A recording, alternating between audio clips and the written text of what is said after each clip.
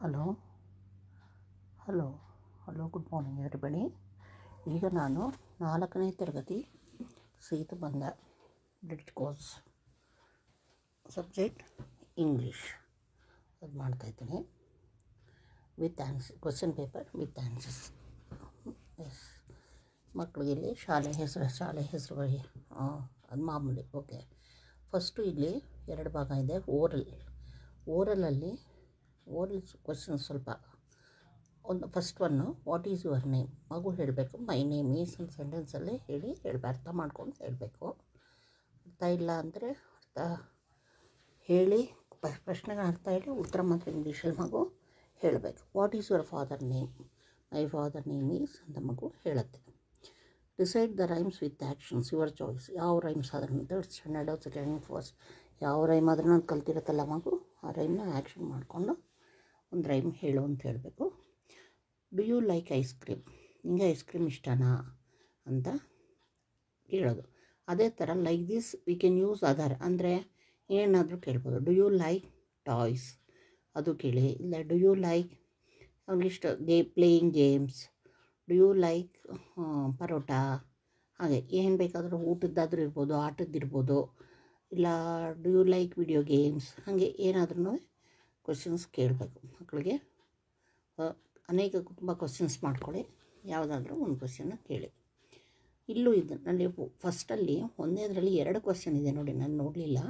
What is your name ಅಂತ question. ಇಲ್ಲಿ how old are you, ಮಗು ತನ್ನ ವಯಸ್ಸು ಹೇಳುತ್ತೆ. ಹೌ ಓಲ್ಡ್ ಆರ್ ಯು ಅಂದಾಗ ಐ ಆಮ್ ಎಷ್ಟು, for example 8 or 9 years old ಅಂತ ಮಗು ಹೇಳಬೇಕು. How many members in your family, ನಿಮ್ಮ ಫ್ಯಾಮ್ಲಿಲಿ ಎಷ್ಟು ಜನ ಇದ್ದಾರೆ ಅದು ಮಗು ಹೇಳುತ್ತೆ. There are so many, 4 for example 4 members in your family. Like this we can use other ಅಂದರೆ ಕ್ವಶನ್ಸ್ ಏನಾದರೂ ಕೇಳಬಾರ್ದು. Who works for your family, who goes to office to your family, who cooks in your family ಅಂತ ಹೇಳ್ಬೋದು. How many brothers and sisters do you have ಅಂತ ಕೇಳ್ಬೋದು.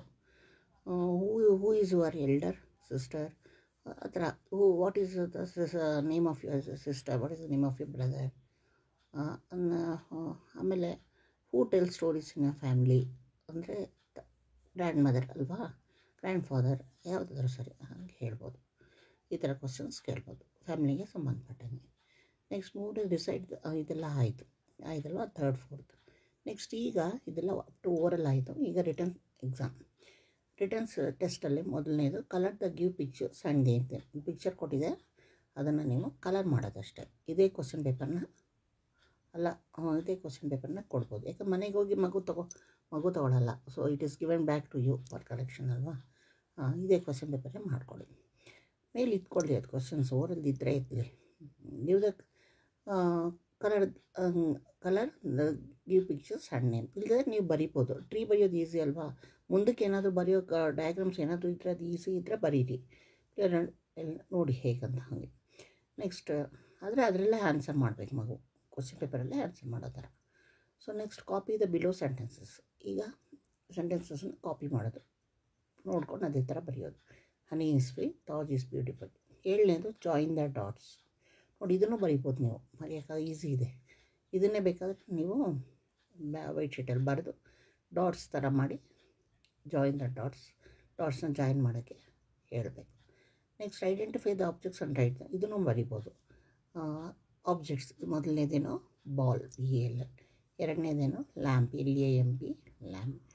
ಇದಾಗಲ್ಲ, ಇದು ಆಗದೆ ಇದ್ರೂ ಏನು ಮಾಡಬೇಕು, ಇದು ಟೆಕ್ಸ್ಟ್ ಬುಕ್ಕಲ್ಲೇ ಕಟ್ ಮಾಡಿ ಪಿಕ್ಚರ್ನ ಮಾಡ್ಬೋದು.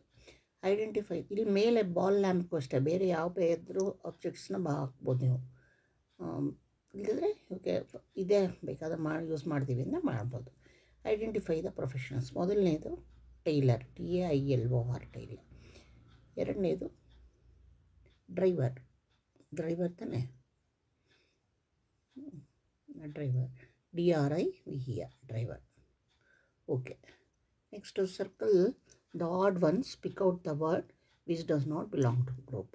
ಈ ಗುಂಪಿಗೆ ಸೇರಿದ ಪದವನ್ನು ಆರಿಸಿ ಬರೆಯಿರಿ. Dog, cat, bag, goat. ಇದರಲ್ಲಿ ಬ್ಯಾಗ್. 2ನೇದು ಬ್ಯಾಗಿನೆಲ್ಲ ಆ್ಯನಿಮಲ್ಸು. ಕೊನೆಯಲ್ಲಿ ಇದು ಆ್ಯಪಲ್, ಗ್ರೇಪ್ಸ್, ಆನಿಯನ್, ಮ್ಯಾಂಗೋ. ಇದರಲ್ಲಿ onion vegetable, apple, grapes, mango fruits.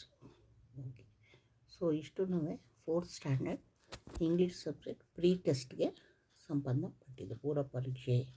Okay, like ಮಾಡಿ, ಶೇರ್ ಮಾಡಿ, ಸಬ್ಸ್ಕ್ರೈಬ್ ಮಾಡಿ. Thank you.